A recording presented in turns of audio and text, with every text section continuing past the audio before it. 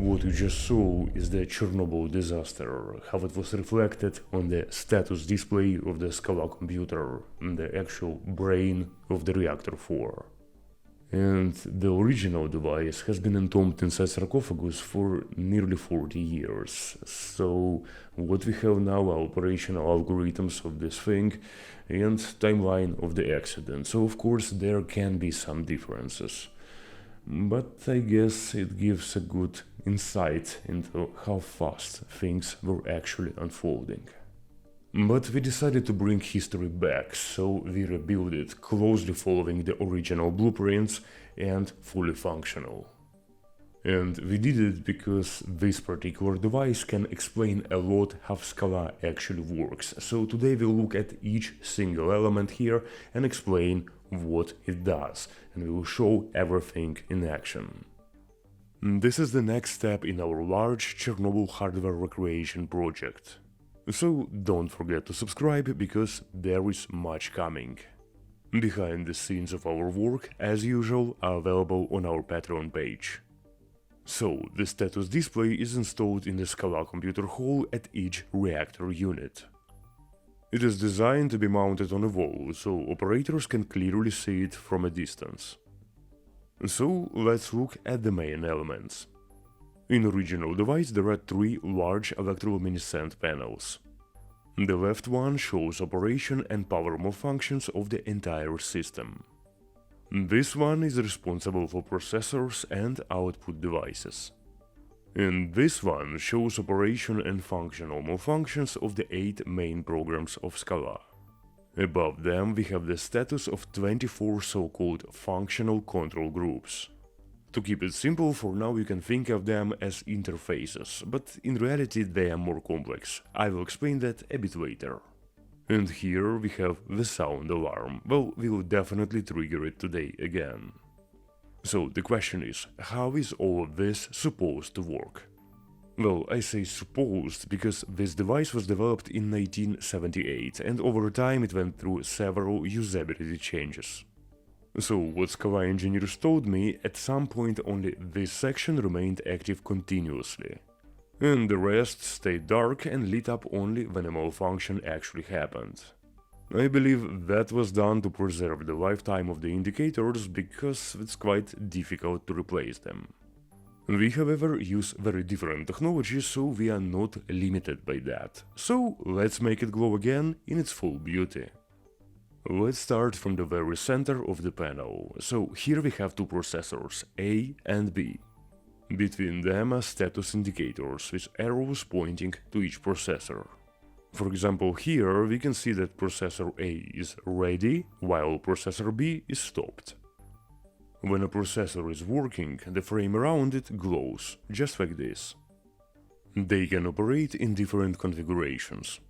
Sometimes they work independently, but more often they work together in what is called configuration 2.0.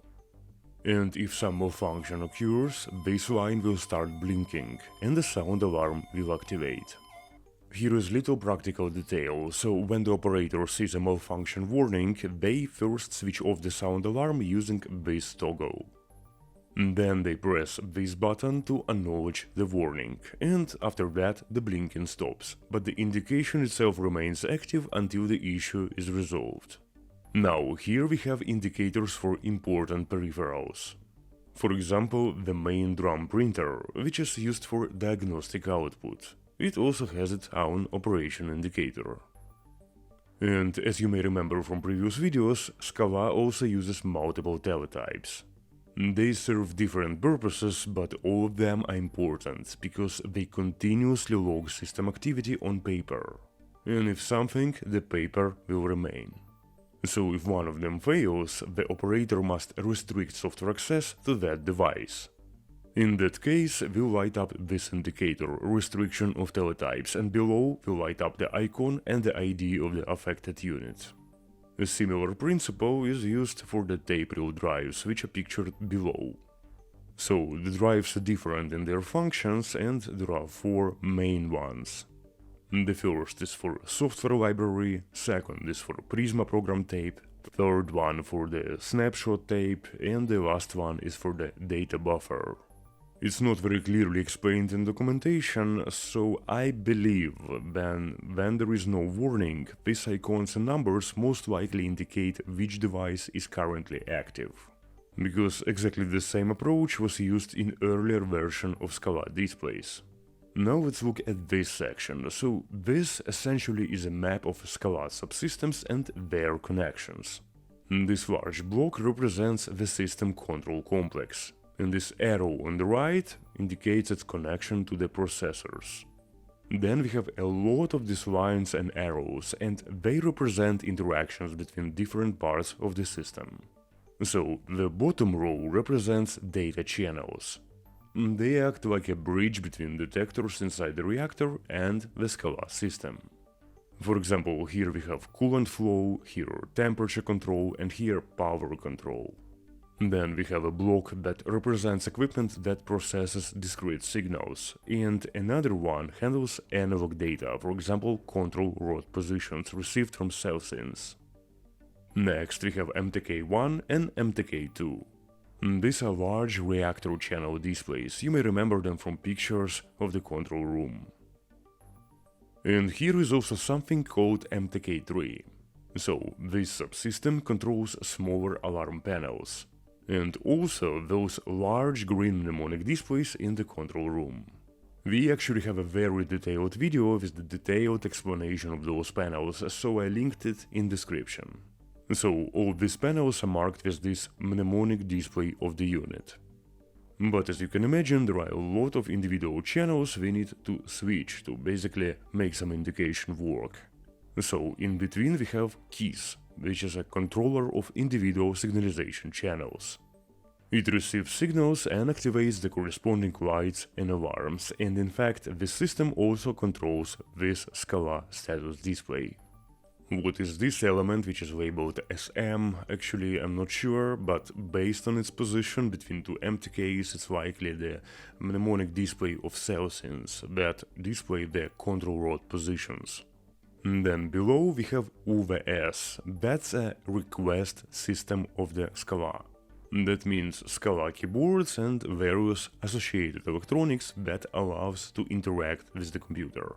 Just saying, in our lab we are rebuilding them, so we'll show those in action very soon. The main function of this panel actually is to indicate a loss of power, and it looks like this. And finally, on the rightmost panel we have indicators for the 8 main SKALA programs. These are KRV, KCTK, KICT, KIRP, Prisma, TAP, DRAG and RAO. I explained them in detail in the previous videos, so if something you can find the link in the description. So normally this panel is used to indicate malfunctions of those programs. So when some issue occurs, the restriction of functions indicator will light up, and then there will appear a frame around the name of the program. And finally we have these rows of lights at the top. They are labeled busy, computer A, computer B, key and restriction. So each row contains 24 indicators, one for each functional control group. These functional control groups are actually a very important concept. SKALA processors need to communicate with a large number of detectors across the reactor. There are simply too many to connect and handle directly. So, when a processor needs a value, for example coolant flow, it sends a request to a device called V31M or link to the reactor. You can think of it as a central data switch. So, the link then sends a command to one of the 24 functional control groups, and each group establishes a dedicated connection. It basically activates a special commutator, physically connecting the selected sensor line to the link. And then the signal passes through a conversion unit inside the link and becomes some digital value that processor finally can use. Each of these 24 groups has its own purpose. For example, the first 6 groups are responsible for controlling the coolant flow. Group 13 handles signals for the control rods, and Group 15 is responsible for the mnemonic displays. So in each column only one state can be active at a time. It shows whether the group is currently busy or connected to computer A or computer B or restricted by the operator. Unfortunately, I really don't know what means this green line, which is marked with key. So, for now I have implemented a demonstration program. It cycles through normal operation, activates different programs and occasionally triggers malfunctions and restrictions. But actually the panel has an interface connector, and very soon it will be connected to what we are currently building. It will be a functional operators console with functional SKALA request devices. Which basically means it will not only display data, but will also allow us to input commands and receive results. And all of that will be integrated with our reactor control panel you may remember from our previous videos, so stay tuned. Project updates, research materials and bonus content are available on Patreon, the link is in description.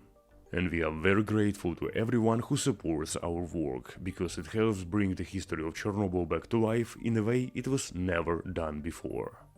So, this is it, thank you for watching, and we will see you in the next one.